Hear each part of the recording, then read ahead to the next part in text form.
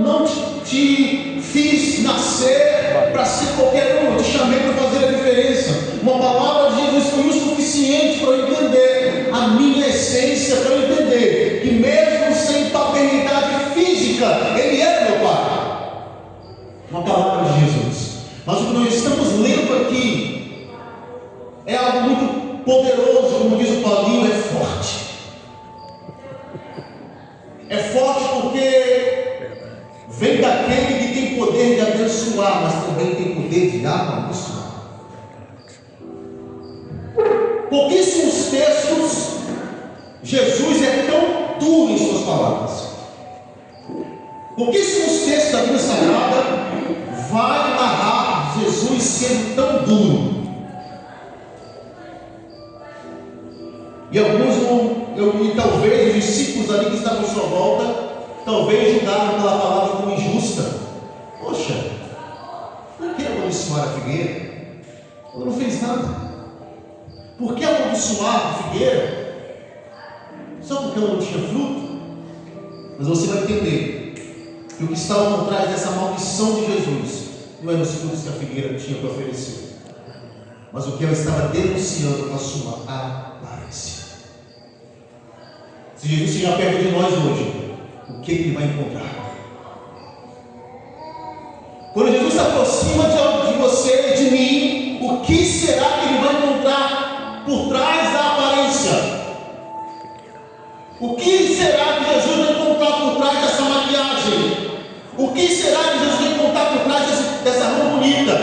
O que será ele se aproximando de você que ele vai encontrar? Poxa, Alexandre, que dura essa introdução. Isso apenas na introdução. Que dura essa palavra. Mas eu não estou pregando para pessoas que aceitaram Jesus ontem. Eu estou pregando para uma igreja sarada, remida, santificada. Glória a Deus. Essa semana, com certeza você viu a notícia que saiu, a repercussão que deu, por causa de alguém que gravou um vídeo, uma denúncia. Não vou aqui citar o influenciador, porque você conhece. O que me chamou a atenção é que esse influenciador tocou na ferida que muitos profetas não queriam tocar. Deus me deu um tapa essa semana. Porque Deus usou o ímpio, talvez não seja a religião dele, usou alguém do mundo secular que não se declara cristão para denunciar algo que estava na nossa cara e a gente não via. Por causa da aparência. Se eu fosse dar um título a essa mensagem, o perigo da aparência.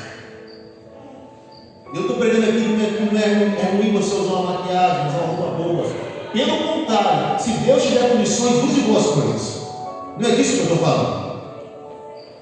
Se Deus te der condições, como Deus me deu condições, graças a Deus, hoje meu filho tem um conforto que eu não tive na idade dele. Se Deus está te abençoando, se Deus está te honrando, não é pecado você ter um carro bonito, não é pecado você ter uma casa bonita, não é pecado você usar uma maquiagem cara, desde que isso não roube quem você é, desde que isso não transforme a sua essência. A aparência, desde que ser boa, quando ela transforma quem está usando. E querendo ou não, meu querido, em algum momento você vai usar a aparência. Não é pecado você usar uma roupa bonita para demonstrar que você está feliz. Não é pecado. Tem uma matéria que eu estudo, que é marketing, nós aprendemos que um produto bem apresentado já é o primeiro passo para uma venda, o primeiro passo para poder atingir o cliente. E é muito bom quando a gente tem a condição, como estão aqui, as cadeiras bonitas. A igreja da bonita está bem pintada. Mas que isso não roube quem nós somos. Que isso não roube a nossa essência. Existem vários níveis de aparência. Existe a aparência que é para esconder imperfeições. As mulheres sabem muito bem. Você usa maquiagem para poder esconder feiura, não, pelo contrário, é para esconder algumas pequenas imperfeições, uma espinha, um cravo. Quem que usa maquiagem? Claro. É muito bom você se olhar no espelho e se sentir mais bonito. Tem gente que tem maquiagem resolve. Mas é bom. Aumenta a autoestima para a mulher, a aparência, algo que revela, que enaltece uma beleza que ela já tem. Minha esposa é linda, mas quando ela está maquiada, ela é mais linda. Sim ou não? Sim ou não? Ela vai ver isso depois. Amém. Não. É. Mas não é em casa também. Amém. Quando eu quero ir para uma reunião importante, tem roupas que não me cabem. Então eu me utilizo de uma roupa, eu me utilizo de uma vestimenta para poder falar o que eu quero me comunicar. Imagina eu pregando aqui de regata e bermuda. É proibido? Não, mas vai demonstrar algo que eu não quero passar, sim ou não? Vocês receberiam melhor a mensagem, receberiam bem a mensagem se eu estivesse de short, de regata, de chinelo diante do altar? É nesse sentido que eu quero dizer que a aparência, no sentido de uma boa imagem, é positiva, mas existem níveis de aparência, existem níveis espirituais em que a aparência ela prejudica quem a utiliza. A aparência é nossa aliada, mas quando ela se torna uma arma para esconder quem a gente realmente é, ela se torna um problema espiritual. Quando Adão e Eva pecam no jardim, no Éden, não do Éden, a primeira coisa que eles fazem quando se sentem envergonhados é se tamparem com folhas de madeira, sei lá. Ou seja, querem tapar, querem dar uma aparência de que não estão nus, e que realmente são. Eles percebem que uma forma de vincular o que eles tinham feito. Mas os olhos do Senhor estavam atentos.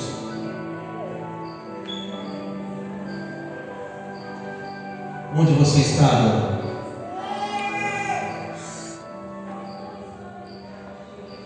Onde você está, Eva? Deus sabia onde eles estavam. Deus sabia. Existem vários níveis e vários relatos da Bíblia Sagrada, no Antigo Testamento, no Novo Testamento, que vão denunciar o perigo da aparência. E eu trouxe alguns exemplos aqui, porque nós estamos vivendo um tempo, e eu preciso ser profeta deste tempo, e que nós estamos consumindo aquilo que não é como se fosse o que é.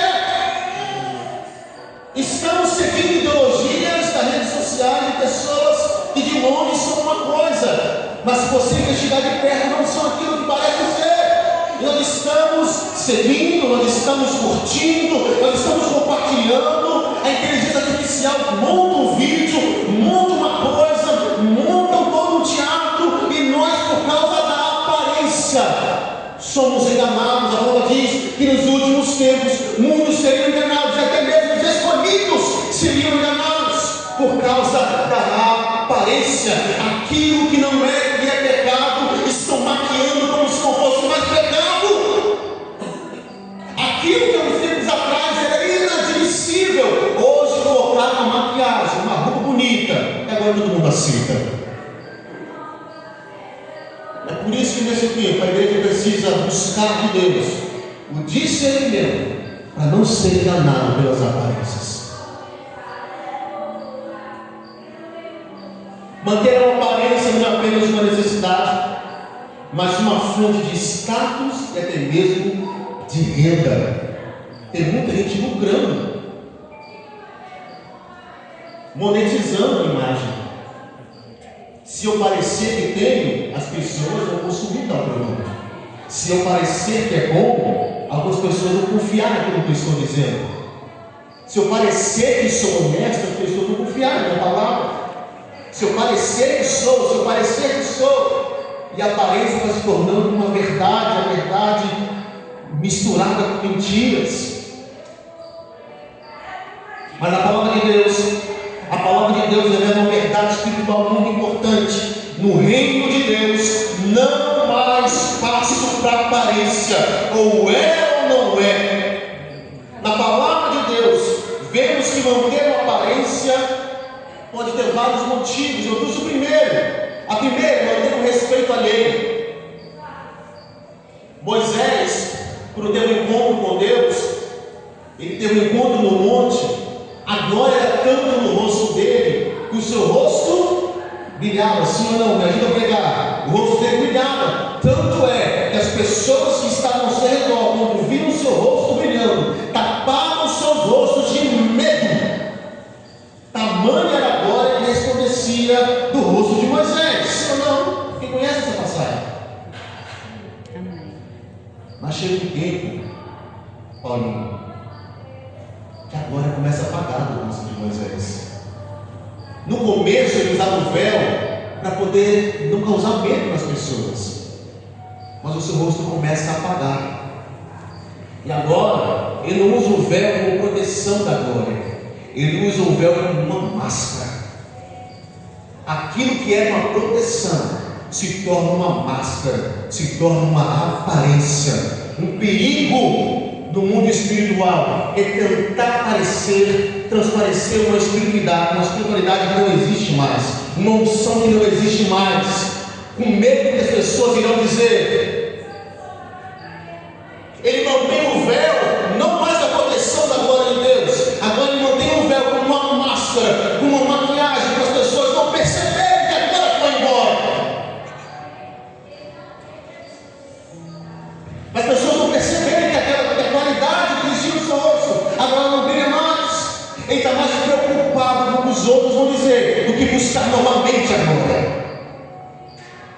Tudo que ele precisava era buscar mais a glória, mas ele preferiu tampar o seu rosto. Eu estou falando de Moisés, não é qualquer um. Há um perigo muito grande de tentar se proteger e acabar vivendo de aparência. Segundo exemplo, para não ser muito extenso e conseguir pregar, muitos na Bíblia Sagrada, muitos utilizaram a aparência para manter um aspecto de força. Naamã era leproso e precisava usar a aparência da armadura para não perder o prestígio do general. Em troca de não perder o prestígio, o respeito dos seus subordinados, eu precisava manter a aparência. E não estou dizendo que Naamã usava isso com maldade, não. Para poder guerrear, ele precisava usar uma armadura. Para poder guerrear e vencer batalhas, ele precisava usar essa armadura, porque se ele não usasse, a sua autoridade seria perdida. As pessoas não veriam da mesma forma. E quantos de nós não fazemos a mesma coisa? Eu preciso ser forte. Eu preciso mostrar que posso. Eu estou falando isso negativo, não, meu irmão. Deus te trouxe aqui para dizer que você não precisa manter a aparência o tempo todo, porque Ele conhece você melhor do que ninguém. As pessoas vão olhar para você e ver que você é forte, mas no seu quarto, no seu segredo, Ele pode te ver sem te julgar, sem te maltratar. Ele pode te ver as suas piores dores, as suas piores angústias, e não vai se importar. Pelo contrário, Ele tem poder de te enxergar por trás da armadura e curar você. Se as pessoas vissem Naamã sem armadura, o tirariam o crédito dele. Mas a palavra é bem clara, como diz que uma menina, uma escrava, ao ter acesso de perto da casa de Naamã, ela tem acesso aos segredos escondidos de Naamã. E vou falar agora que talvez você não dê glória, que talvez você não glorifique a Deus, mas aquela menina tinha tudo. Ela tinha um segredo na mão das mãos. E muitas das vezes Deus vai colocar segredos nas suas mãos para saber o que você vai fazer. Ela é escrava, Vou contextualizar para você entender.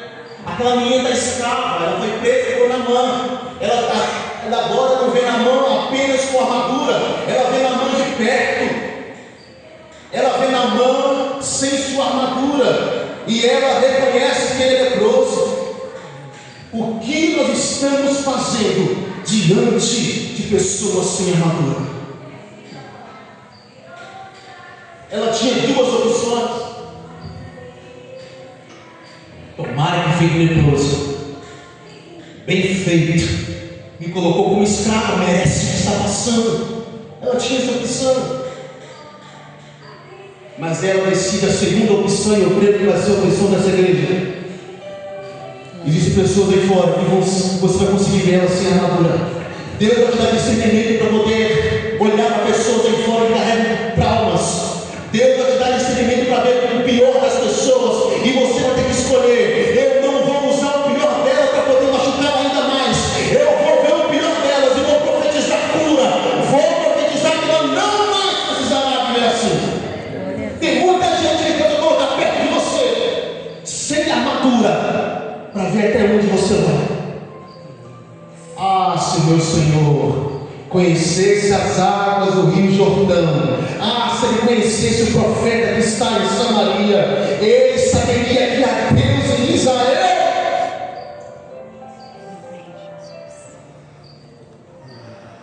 Ela enxerga além da aparência e não explana, não condena e muito menos não espalha. Ela aponta caminho. Vou repetir porque alguém não entendeu. Deus vai te dar acesso a pessoas sem a sua armadura, e quando você enxergar o pior dessas pessoas, você vai apontar Jesus para elas. Mas tem muitos dentro da igreja, e quando descobrem um segredo escondido, pecaminoso, conseguem piorar ainda mais a situação. Deus não te chamou para ser essa pessoa. Deus vai te dar discernimento, eu profetizo em nome de Jesus. Deus vai te dar acesso a segredos. Deus vai te dar acesso até mesmo pessoas que te machucaram, até mesmo pessoas que te feriram, e você vai ser instrumento para confundir o inimigo. Poxa vida, você descobriu o que eu passo? Eu te feri tanto e você está me ajudando. Eu te machuquei tanto e você está me profetizando cura. Como é que pode? Porque ela entendeu que a armadura de Naamã era apenas uma aparência de proteção, era apenas algo que escondia alguém ferido, que escondia alguém que tinha problemas, que só Deus podia resolver. Mas há outras características da aparência.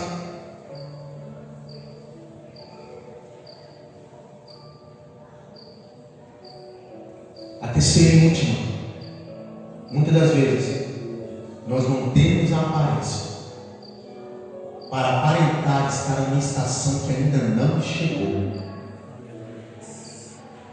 E agora eu entro na mensagem de fato e concluo. Sabe qual era o problema daquela figueira? A figueira é uma planta que para os judeus era como se fosse um relógio, Paulo. Dependendo da sua aparência, ela anunciava um tempo, uma estação. Tem muita gente que não está vivendo a estação que aparenta estar vivendo.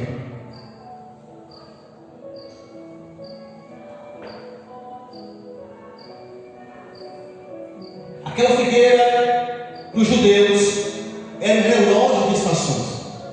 Ela que deveria anunciar o verão, o outono, o inverno, Ou seja, se as folhas da figueira estivessem verdes, frondosas, bonitas, ela estava anunciando que o verão está próximo e que os frutos logo viriam. Então, de longe, Jesus avista aquela figueira, e a visão de Jesus de longe é uma visão superficial, olhando superficialmente, olhando de longe, olhando de fora. Aquela figueira aparentava ser o que não era. Aquela figueira aparentava estar vivendo um tempo de verão, mas na verdade não estava. De longe, superficialmente, quem olhava de longe, poxa, aquela figueira está bem, poxa, aquela figueira está produzindo, então o tempo é chegado. Existem duas aplicações aqui. A primeira é escatológica, eu não quero entrar nela agora, mas a segunda aplicação é prática e espiritual.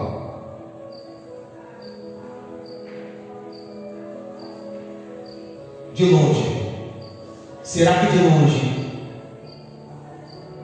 será que é a mesma visão de nós de longe? Se alguém chegar perto de nós, vai poder ver os frutos que nós estamos aparentando dentro. Jesus está com fome. Jesus está num tempo de escassez. Tudo que Ele quer é matar a sua fome. Tudo que Ele quer é ter algo para comer. Ele é decepcionante. Imagina a decepção de chegar. Poxa, me falaram tão bem do Paulinho. Falam que ele é tão bom. Mas eu fui na casa dele, eu percebi que não era isso tudo. E o contrário também existe. Muita gente fala mal de mim. Muita gente no começo do ministério, é louco demais, nem é casado ainda, não serve. Mas Jesus me conhecia de perto. Talvez pessoas olham para você de longe, superficialmente, e não entendem que tem um Deus que te vê de perto. Nessa noite, o Senhor está te chamando para entender que a visão que as pessoas têm de você de longe não vai anular a visão que Ele tem de você de perto.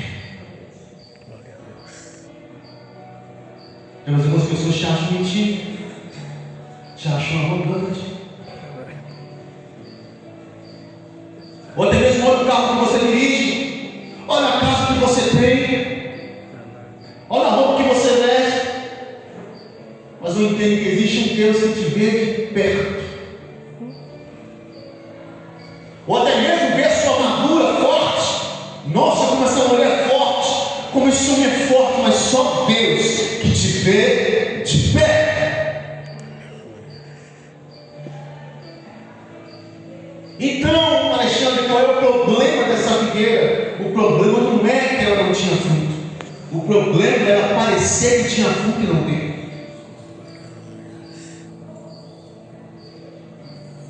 Não há problema em não ter frutos, porque se nós não tivermos frutos, Ele nos limpa, Ele nos poda. Nós estamos num mundo que nos obriga o tempo todo: você tem que produzir, você tem que ser melhor. Tudo que Deus quer de nós é sinceridade. Eu não tenho frutos hoje, mas eu vou ter. Eu não tenho uma família estabilizada hoje, mas se Deus se aproximar de mim, Ele vai ver sinceridade. Se coloque de pé no seu lugar em nome de Jesus.